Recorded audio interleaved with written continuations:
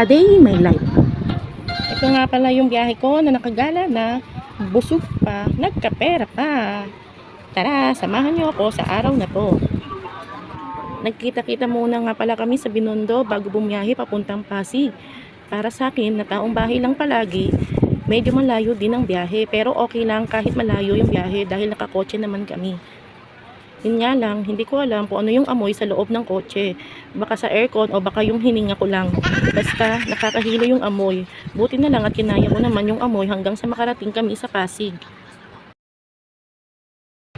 Pagdating nga pala namin sa Valle Verde, dito nga sa Pasig, pagpasok namin sa gate, meron palang catering. Napawaw ko syempre kasi food is life ako. Hindi namin naasahan yan kaya nakakatuwa. Meron silang nilutong fried rice, pansit canton, lumpia, crackers at malamig na iced tea. May mga staff pa na nagsaserve kaya relax na relax lang kami dito. Nagsimula na nga ihain ang pagkain. Ang sabi ko nga pala sa sarili ko na konti lang yung kakainin ko. Pero nung nakita ko na yung pansit canton, wala na. Napaulit talaga ako. Paborito ko kasi talaga ang pansit kaya hindi ko na napigilan yung sarili ko.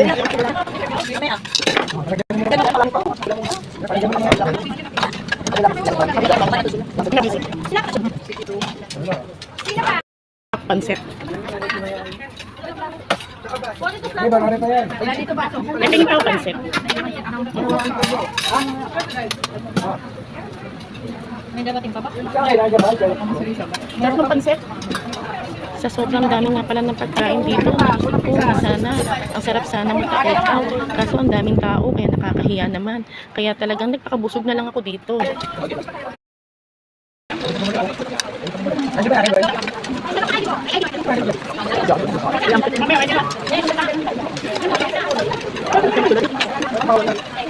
Habang kumakain nga pala kami ay biglang umulan ng malakas. Akala namin ay hindi nahihinto pero buti na lang tumila din agad.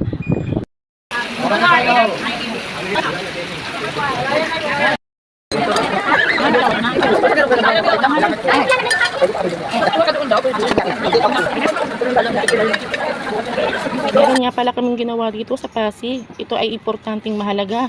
Pagtapos nga pala ng agenda namin dito, nagpabook na kami ng in-drive para makauwi na sana kami, kaso kinakancel yung booking namin. Kaya naglakad na lang kami palabas ng village, doon na lang kami sasakay ng taxi para makauwi na. Sobrang ganda nga pala ng lugar dito, napakalinis, tahimik at maraming puno. Ang sarap sa pakiramdam maglakad-lakad dito at makapag-relax kahit sandali lang. Dahil pag uwi ng bahay, isa na naman akong alipin.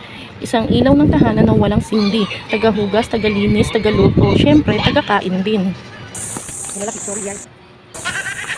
Hi ka muna. Hi guys.